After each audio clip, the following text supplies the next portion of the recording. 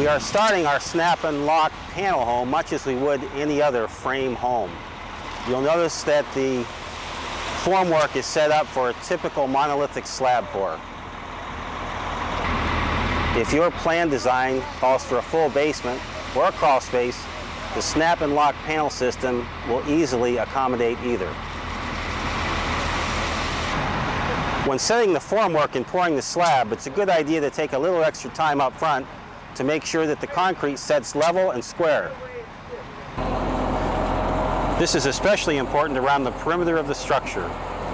The snap and lock home package we are building here is a pre-cut kit with dimensions based on the foundation drawing. It is important that the foundation be properly dimensioned and that you follow these few simple steps. If you do, the home will go together quickly and you'll eliminate the need for field alterations. As you would in a typical frame home, you want to anchor the walls down to the concrete slab. Anchor bolts are inserted into the wet cement around the perimeter of the slab and along load-bearing walls. These are set 4 feet on center. We've pre-marked the locations. Additional anchor bolts are placed at each corner and within 12 inches of each side of the door. We have made sure that the anchor bolts extend approximately 1.5 inches above the slab. As an alternative fastening method, an expanding concrete anchor may be used. This is good for making changes after the concrete has been poured. Now that the concrete is set, we will now install the base channel. You'll notice we're starting with a good clean surface. This is necessary for the foam sealant to adhere well. The chalk lines have been snapped for all the exterior and interior bearing walls. We've measured and pre-cut all the base channel, cutting the corners at a 45-degree angle. Anchor bolt locations have been pre-drilled down the length of the channel with a 5/8 inch drill bit. It's a good idea to set the base channel down dry to check your bolt alignment before you place the sealant. A bead of expanding foam sealant is applied to the slab. While the foam is still wet, carefully place the channel over the bolts and align it with the chalk line. The bolts are then secured in place. We are now ready for the walls to go up. Since panels are pre-numbered and cut to exact lengths, we'll want to refer to the installation guidelines for the proper panel sequence. We will be starting our installation at the corner furthest away from the pile of panels. The first panel should be on the top of the stack and pre-mitered at a 45-degree angle on the corner side. The panel is inserted in the channel with the mitered side closest to the corner. It is important that the panel be plumb in both directions. If the panel is out of plumb, you need to first anchor the high side of the channel to the panel. The low end is then lifted with a flat bar until plumb and anchored on both sides of the channel. To make sure that the rest of the wall panels go in easily, it is imperative that the first panel is installed plumb and true. The adjacent corner panel is installed in the same fashion. Before installing any more wall panels, we'll want to cover the inside and outside corner connection. 2x2 angle is cut at the appropriate height and secured to the outside and inside corners.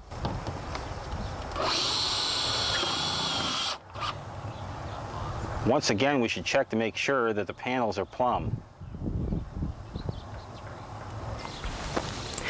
If everything has been done right, the next panel should go in like a snap, and I mean that quite literally. The snap and lock panels have a unique joint design, adds strength to the panel, and simply snaps together. The next sequential panel is placed in the base channel and slid just alongside the corner panel. A quick, sharp push is applied to the panel. It snaps and locks into place. Before moving on to the next panel, the panel needs to be anchored at the base track.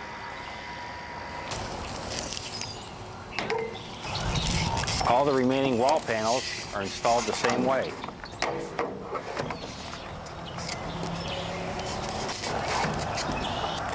Periodically, check the panels to make sure they're running plumb and make adjustments as necessary. Sometimes when dealing with longer panels, sections of the seam may not snap all the way in. This is easy to correct. A 3 or 4 foot 2x4 is placed on the edge of the panel in the center of the foam and then struck with a big hammer or a small sledge.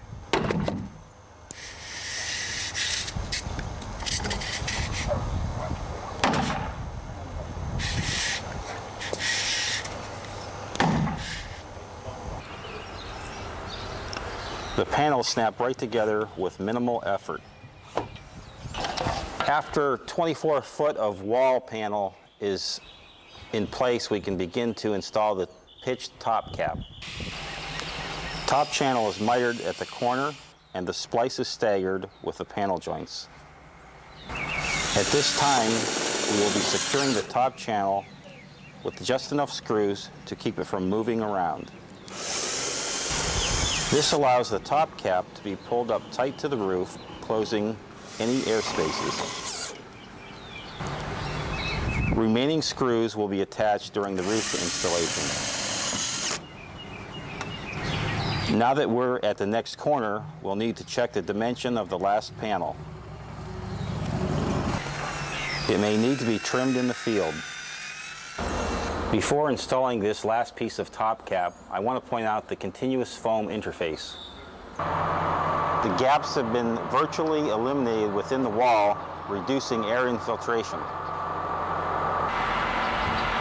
This dramatically improves the energy efficiency of the house. Insulation also remains rigid and won't sag over time like batt insulation.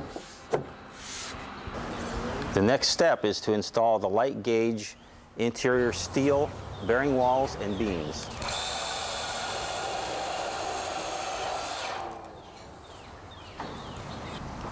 Before we can go any further, chalk lines are struck as guides to align the roof panels. Well, we're ready to do the roof installation. The first panel is turned over so that the bottom faces up. A pencil is used to mark the roof overhang dimension on the female end. We will be installing the first panel at the gable end of the house.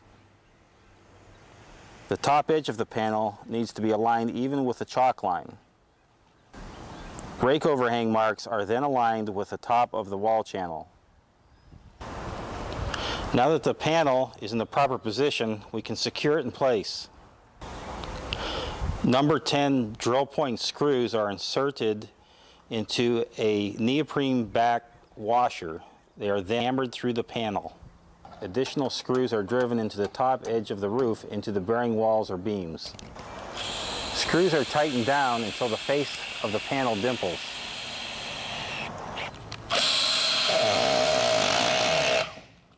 This will keep water from penetrating these areas. The screws closest to the male end are left untightened. In order for the panel to snap properly, the panel must be free on the male side. Just prior to installing the next panel, the sealant reservoir is filled with a bead of approved sealant. The panel is then placed alongside the previous panel in line with the chalk lines. Panels are snapped together quickly and easily. Notice that the patented connection design has hidden the sealant within the panel.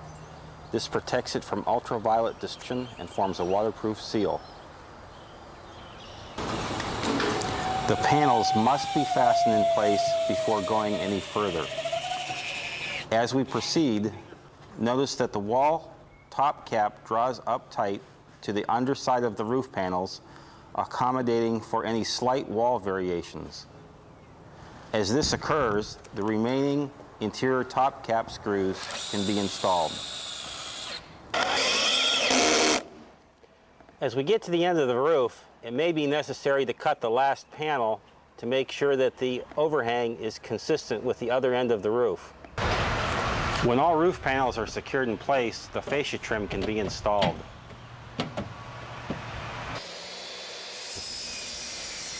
All corners are mitered at a 45-degree angle.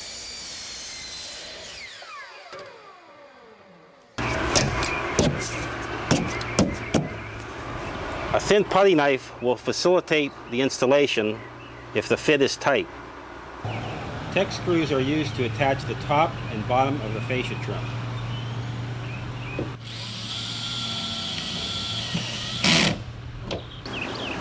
The final step of the roof installation is to install the ridge cap. A bead of sealant is placed under both edges of the roof cap. The top cap is then centered over the peak of the roof and secured with Tek screws.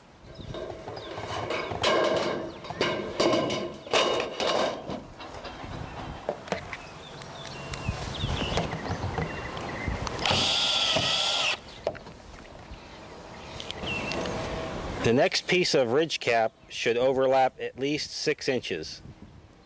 Continue this until you get to the end of the roof. The shell construction is now complete. We are enclosing it now by installing all the windows and doors. You'll notice that we have opted to have the window openings pre-cut to save time in the field. Thermal brake receiving channel has been provided to trim out the openings. We begin by measuring the width and the height, then cutting our pieces to size. The channel is mitered at a 45-degree angle at each end and then fit into the opening.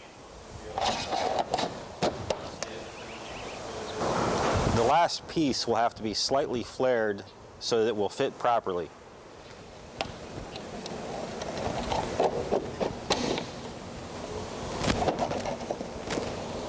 Once in place, you should check to see if the channel is plumb and level.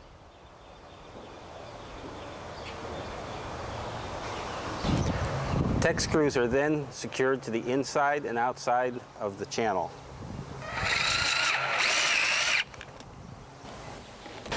Windows, doors, and skylights are installed the same way you would in a typical frame home. Once in place, Tek screws are used to secure the window. A self-stick tape is applied to the window flange to ensure an energy-tight seal. Any odd-shaped openings should be cut in the field after the door or window arrives on the job site. In the case of this window, the factory has pre-cut an opening to match the window dimensions, excluding the radius. The window was placed partially in the opening, and the radius was as a pattern, and a pencil line was marked on the skin. The opening is then cut slightly outside the mark to allow for the channel thickness. When framing the radius, the front and back of the channel are cut every 2 inches, allowing it to bend. We can now move inside the home to finish a few interior details. We've started by installing the remainder of our walls and beams. If your plan calls for ceiling drops or soffits, it can be simply accomplished by attaching light gauge framing to the underside of the panel.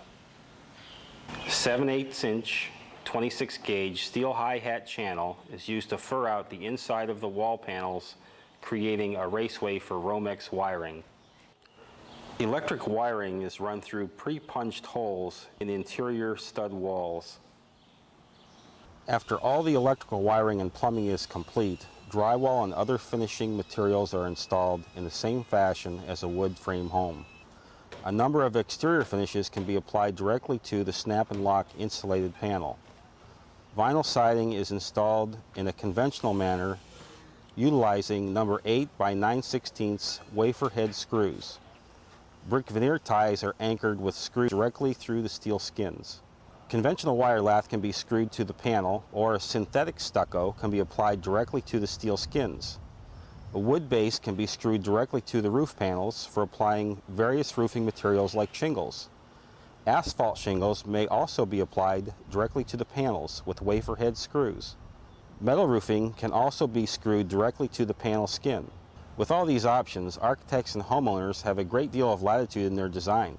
Our home is now finished and ready for occupancy. This will make a wise investment for some quality-conscious homebuyer. A number of other pre-existing floor plans are available. Our in-house design staff can also create custom plans or adapt the snap and lock insulated panels to your own designs.